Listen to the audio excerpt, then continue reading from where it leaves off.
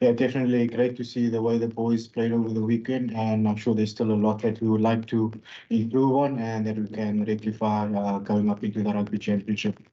Guys, can I please ask that we just all ask one question at first, so that we can give as many people a chance to ask questions as possible, and then we will, if there is another opportunity, we'll take your second question. So, Craig Ray. Morning, guys, or evening, guys. Morning from South Africa. Just Jacques. Obviously, some players had to double up from last week. I think Kitsov, Frans Malherbe, Lucanio Am. Yeah, it's never perfect because you don't have enough players to send a full squad there in advance. How those guys integrated? I know they would have done a lot of training, but in terms of jet lag and getting over that, is that one area of concern for you?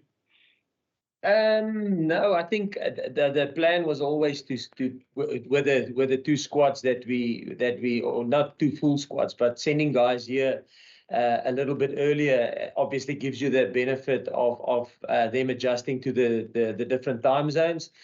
But the benefit for the guys who stayed and played a test match is they probably got they got exposure to top international rugby, which the guys who's here probably haven't had, so there's a little bit of pros and cons in both. So as these guys are sitting here, bodies nice and fresh and well adjusted, or better adjusted to the time zones, they haven't had international rugby exposure. But the other guys are maybe a little bit stiff and sore today and are adjusting to the time zones, but they have had a proper test match under the belt. So I think, Craig, it's a little bit of pros and cons for both, and but they both adjusted well in the training session, and looking forward to see. I think if you look at the squad or the team that we selected on that topic, is that you can see we've almost tried, and I won't say perfectly balanced it, but I think there is a good blend of guys that's nice and fresh and well adjusted in terms of time zones, and then there's also guys that have had a proper heat out against Australia, so almost trying to get that balance. Yeah, thanks. Thanks, Zina. How's it, guys? How's it, Rock? Very interesting loose trio you've named there, one we haven't really seen before. How have they been in training, and are you quite confident that they'll be able to gel quite nicely off the bat against New Zealand? Yeah, I think it's I don't think it's one that we haven't combined. So's played, or Franco Mostert played the majority when in 2021. I think he played a lot of open side for us, blind side for us, 7. And Kwacha has played a lot of games for us. But yes, I think it's an exciting loose trio. Obviously, like I mentioned now, some guys had the opportunity against Australia, and these guys get the opportunity now. And looking forward to see how they'll perform. Jan?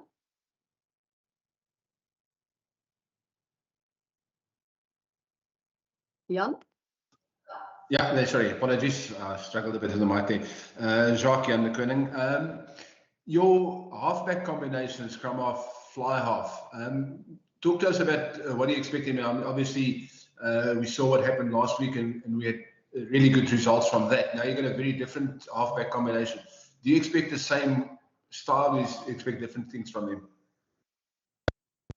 I think on the halfbacks, very obviously Kolbe is a very experienced guy, and it was Marnie's first start for us, and I thought Marnie did well in terms of driving the team forward and making good decisions, and probably that's the same thing. We've got Damien and Faf has played together before.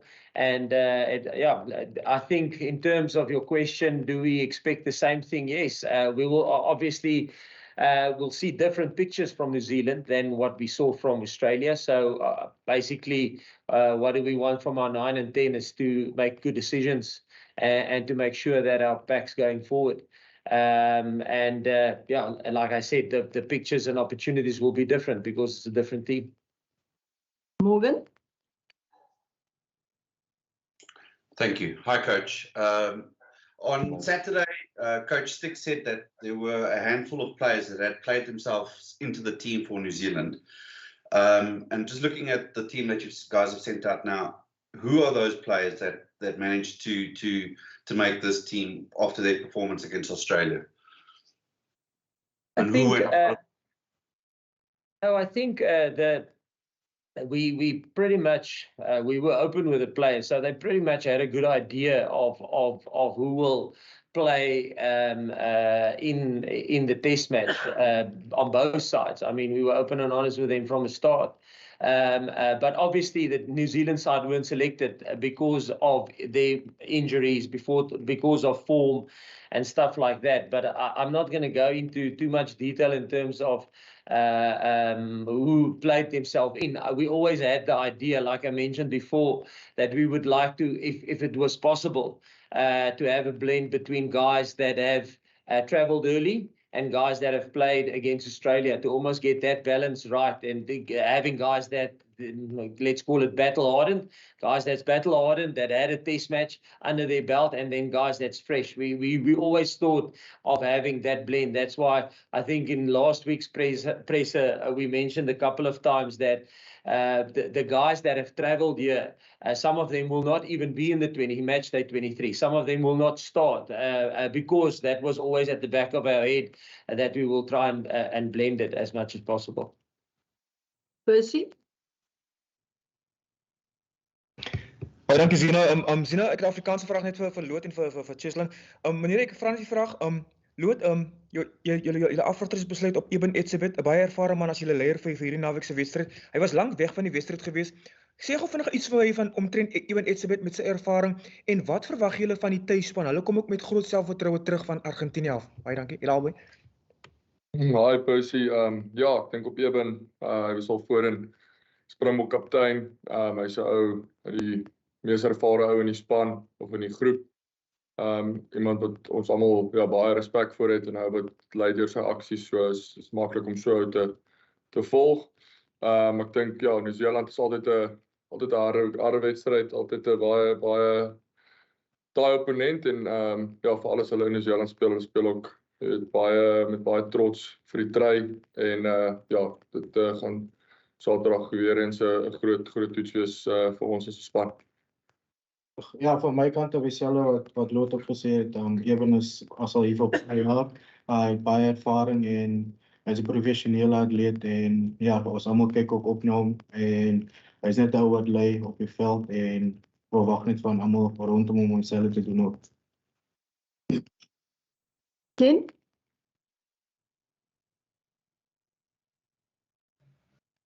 Thanks, Sina. Morning, guys. Jacques, you must be very happy with how things have turned out. I mean, it was obviously maybe a little bit of a gamble with the team you selected last weekend, but they obviously did the business in very good fashion. And now, as you've said, you're able to take on the All Blacks with pretty much exactly the blend of team that you wanted, and you've got a very good result behind you already.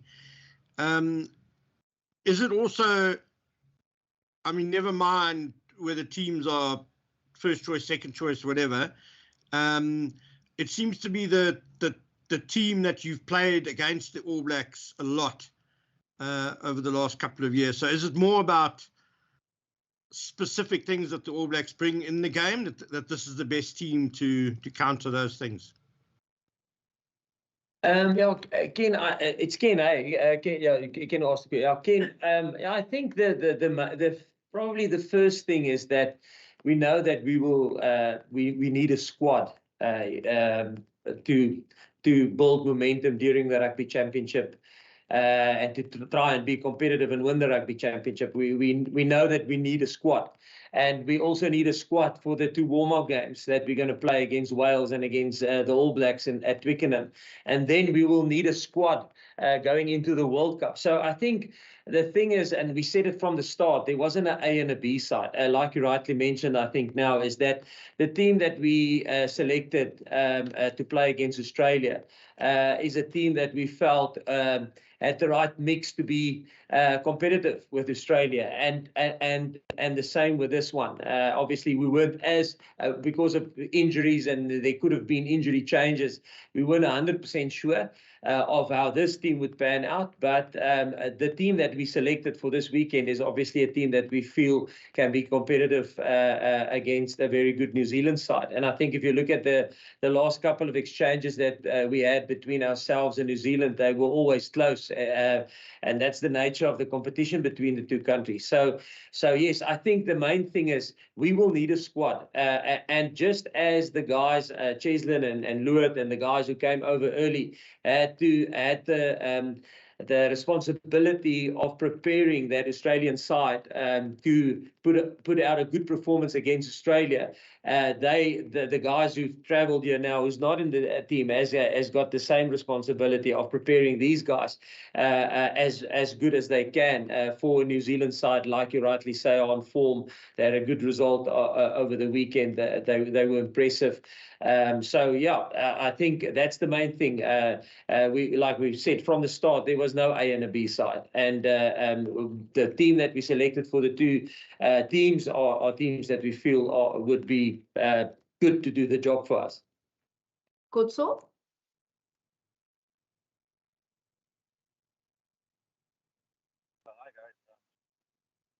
Kotso, we can hardly hear you. Just wanted to find out who's been given the responsibility for kicking responsibility. Kicking responsibilities. We can't hear you very well.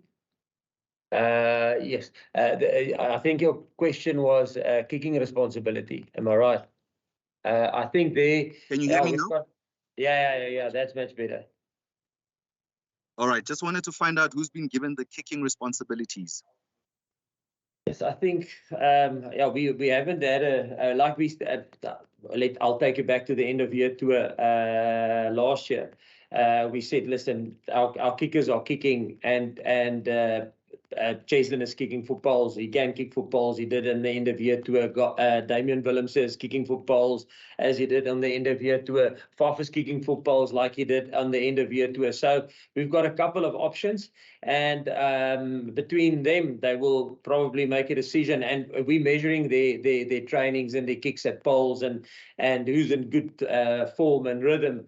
And obviously between them and Stokker and because I don't know anything about kicking, but they will probably have a good discussion in terms of who will start and who will not, in terms of kicking for poles, I mean. Guys, we can take 2 more questions, so please keep them short. We'll take Leighton and Simon, and then unfortunately that's all we can do for South African questions. Thank you, Z. Morning, Jacques, Cheslin, and Luet. Jacques, just for you, please. Was there a temptation to stray away from a 6-2 split for this game, or was it always in your plans to go 6-2 again? Yeah, the question between a 5-3 and a 6-2 is always for us. If we have the versatility in terms of the back line, and we have like for like players, if I can put it like that, that's on the bench versus the guys that's starting. We and it's available for us. We will go with a 6-2 split. Yeah, so it's not always something that we strive towards. It depends on the makeup of whoever's starting and who's available from a forwards perspective, and almost. Yeah, that I would say is the decision-making process between are we going to go a 6-2 or 5-3. Also, if we have maybe niggles or injury doubts, guys that can train, but let's say they had a bump or a bruise during the weekend or during the week, and we may be nervous that there's a backline player that might not finish the game. Then obviously the risk is a little bit too much. But yeah, so 6-2 split or 5-3, it's something we sit down and we discuss. And there's a couple of factors that play a role in us deciding, are we going to go with a 6-2 or are we going to go with a 5-3? Simon, you can wrap it up for us. Dankie Zina, Afrikaans vir julle Jacques. Julle speel by die Mount Smart stadion. Ian Jones, die oud All Black, sê Dit is soos om op 'n neutrale veld te speel. Hoe voel julle daaroor dat julle op daardie veld speel en nie op Eden Park nie? Ja, in terme van my, nee, ek was nog nooit daar nie. Ja, dis een van die veld, ja, ek het al so baie stadions hier gespeel, North Harbour, Pukekowe, Eden Park. Ja, so jy was nog nooit daar nie, so dit sal die eerste vir ons wees. Ja, en ons sal seker Vrydag kapteinsoefening daar gaan hê en dan sal ons sien hoe lyk die veld vir die eerste keer. Hoeveel dit vir ons maak dit nie 'n verskil nie. Ek bedoel, of ons dit nou op Eden Park speel en of ons dit nou hier speel, of op 'n ander veld speel, dit maak nie saak nie. Dit is net vir ons 'n ongelooflike geleentheid. Weer om in Nieu-Seeland teen Nieu-Seeland te speel. Jy weet, ons het laas gedoen in 2019. Ek het nou vir die media van Nieu-Seeland gesê, van 1999 af dink ek kom ek elke jaar Nieu-Seeland toe saam met die Stormers en die Cheetahs en daai spanne en die Cats daai tyd in 1999 hou dit altyd ten minste vir 2 weke met Super Rugby het jy 'n jaar hiernatoe gekom en nou ewe skielik van 2019 af was ons net nooit weer hier nie. So dis so half ja, dit is net lekker om weer in Nieu-Seeland te wees en om die kan ek maar sê die vibe van toetsrugby in Nieu-Seeland te ervaar. Ons weet hoe belangrik rugby in Nieu-Seeland is en hoe belangrik die All Blacks vir Nieu-Seeland is. So net om deel te wees daarvan, wel vir my persoonlik is net lekker om weer te wees. Well, thank you guys. We are going to leave the camera and the microphone on, so you're more than welcome to listen in. We're just going to take questions from the floor over here in New Zealand. So guys. Hey, Jack. The last time you faced the All Blacks at Ellis Park, they were a bit of a different team. They were a team in a bit of a crisis. Since then, in your analysis that you've done of them, what sort of growth have you seen in the All Blacks? And what kind of All Blacks team do you think you're going to run into on Saturday night? So I think, yeah, it's funny if you, I remember when it was written in the press that New Zealand are in a crisis, you know, if they lose 2 games or if their win percentage drop below 85% or below 80, it's a crisis, you know, which a lot of teams in the world are striving for. So I think crisis from my perspective is what's the right word in English? It's subjective. They just had a couple of bad runs, you know, and there was a couple of cards against the Australia game that probably some went for them, some went against them, and then with how close the top 10 teams are towards each other currently in the world, I think that might be the difference between winning a game with a couple of points or losing a game. So I think, yeah, they're definitely back on form and they've got back their confidence. I think after that, if I'm not mistaken, they were on a pretty good run. They won the Rugby Championship. On the end of year tour, they were on great form. And yeah, they had an unbelievable performance against, not unbelievable, they had a very good performance against Argentina. We know how tough it is to go to Mendoza and perform there. So yeah, no, I believe we know we're going to get a proper test match. Jack, is it still just as daunting as what has been in the past to come to New Zealand and play the All Blacks? Or is some of that more gone after seeing the likes of Argentina, Ireland, knock them over at home? No, it's always no. For me, it will always be one of the biggest test matches in the world, and for us, I think, you know, the rivalry has been over 100 years, or 100 test matches, 100 years that we've played against each other. So the rivalry is also massive. No, and for us, New Zealand hasn't lost their aura. You know, they still a formidable side. That's why they are ranked highly and consistently high in the world. Look, the welcoming back Sam Whitelock, he's on track to return. What does he add to that All Blacks pack? Yeah, I think he adds a lot. He's obviously a very experienced player, very good in the lineouts, great lineout forward, and he's good around the park, got a good work rate, and yeah, he's a very, very good player, and he's massive for them in their pack.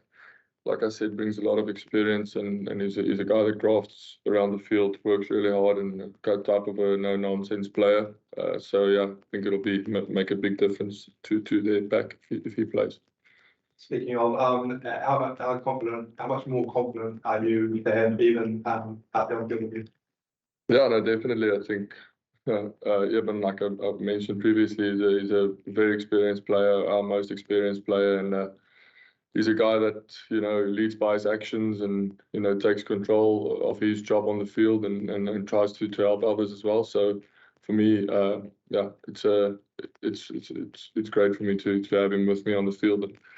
And, yeah, looking forward to it. Jager, this is the Springboks' first time in 4 years being in New Zealand Super Rugby no longer. How much do you think South African rugby misses more regular contact? Yeah, that's probably going to be my personal opinion. But I think South African rugby is in a good state in terms of that. We get the best of both worlds. You know, we get exposure to the URC and the Northern Hemisphere competitions, the Heineken Cup. So you get different countries, different styles. When you coach in the URC, and when I was with Rassie at Munster, the funny thing was that we were in the Pro 12 back then, so there was 12 teams in the Pro 12, and we coached against more New Zealand coaches then than in Super Rugby, because in Super Rugby it was only the 5 New Zealand teams, where you got exposure to a lot of New Zealand coaches who's applying their trade up north, and then obviously that's the club side of things. And then we're lucky and fortunate from a Springbok point of view to still get the exposure in the Rugby Championship. So you get that almost because of probably external conditions and stuff like that. You get almost this test match grinding. If you play at Connacht in Ireland and it's wet and windy, you have to grind out the game. It's not so conducive for keeping ball in hand. So you must find other ways to apply pressure on teams. So you get that kind of exposure with the URC. But then sometimes there you can play on a 4G pitch and it's a beautiful day and the game is as quick as it is in Super Rugby.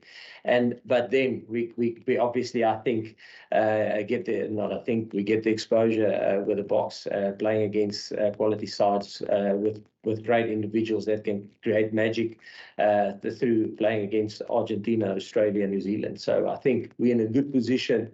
Again, it's me personally. I feel we're in a good position in terms of South African rugby that we get that exposure to both sides, to the north and the south.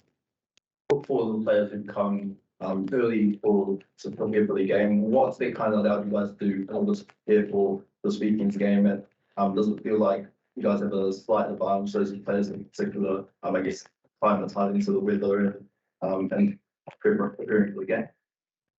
I think first and foremost was for us to come over and get used to the weather and climate over here. So that definitely does. It's an advantage.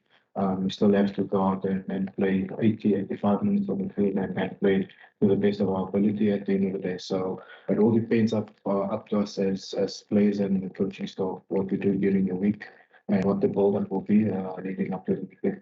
And you guys had Steve come along, come along with you guys as well. His presence, I mean, you know, he's recovering from injury. What's his presence on the spur trips in New Zealand? How that impacted you guys, helping you guys out? Yeah, it's always good having Sia around. You know, he's been our captain for such a long time, and he's such a integral part of our group. He's just a nice guy overall to have around the squad, and he's working hard every single day to get back as soon as he can. So no, it's been great having him around. Cheslin, the All Blacks were talking today about how much they relish the rivalry with South Africa and how special it is to play tests against the Springboks.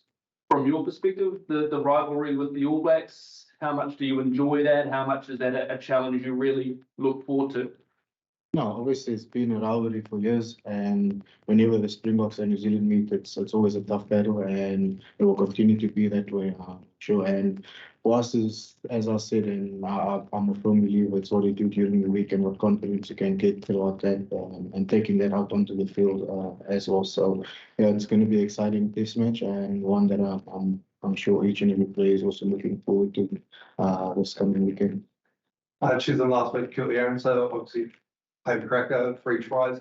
Does that sort of make you want to raise your game? I think the nice thing about this group is we learn from each other, we push each other to the limits just to get the best out of each and every one. We just want to contribute where we can contribute for the team, and just to see the things that we train during the week play on the game day. It's fantastic to see, and it's just for us to raise the ball for each and every time we get out on the field and get the opportunity to wear that green and gold jersey. So really exciting for Kirkley and what he's been doing since he started. And I'm sure there's a lot of amazing things to still come. Jager, where is Sia at? It's like, he's No. running today, Steve. Did you say he's running today? Yeah, he's doing very well. He's a hard worker, professional, just as Eben, Eben in the beginning it was touching. This game was touch and go, but in terms of the prediction, and sometimes you might miss it with a week or two, but they were very diligent and worked incredibly hard, and Sia's doing the same thing. So so we feel he's on track, definitely on track. Jager, you're probably used to either one of Bowden Barrow or Chumanga steering the ship for the All Blacks. Last week it was Damien McKenzie. Obviously they haven't named their team this week yet, but do you kind of have to prepare for a bit of an unknown quantity in Damien? He hasn't played a lot of Test rugby at first 5 if the All Blacks do decide to go with him again? Yeah, I would say we obviously coached against him a lot in Super Rugby, and yes, he played majority of the games. I would say at 15, but he's also slotted in at 10 for the Chiefs back then, and we obviously had a very close eye on Super Rugby, and followed him and the Chiefs' performance over the season. They were a house on fire. I think they were probably from the start. They were one of the informed teams. So yeah, we know he's a quality rugby player. As always have been, and with the other 2 prospects there as well. They very well known, very good. So it's going to be a nice challenge for us. I think you might have been asked to play home video, but is Mount Smart any less intimidating than Edenmark? Obviously, without that incredible record. Yes, I haven't been there at that stadium before. So obviously Eden Park is special, and a special stadium to play in. And we haven't actually, I can't remember when's the last time that we actually played. We played in the 2014 Junior World Cup. I think we played against England at Eden Park. So that's probably the last time that I've been involved in a game at Eden Park. But no, for us, it just like I mentioned before we started, just the fact that for me personally, being in New Zealand and it's something that you so take for granted. Over 20 odd years, you're probably going to end up in New Zealand for 2 weeks, any give or take. And like I said now, myself and Rusty's been part of the 2011 World Cup, which we hosted here. I've been here for the 2014 World Cup. So you've been here for extended periods of time. So just to be here again is phenomenal. And just to play against New Zealand in New Zealand is something that you so take for granted. And when it goes away for 4 years, it's just nice to be back. So we will play. It doesn't matter if it's Eden Park or Pukekohe or Whangarei, anyway. We'll just the opportunity to test yourself against them. It's going to be awesome. And the last question. Is Razzie happy to be back?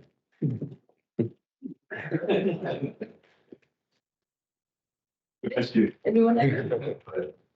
Cool. Awesome, guys. Thanks, guys. Thank you very much.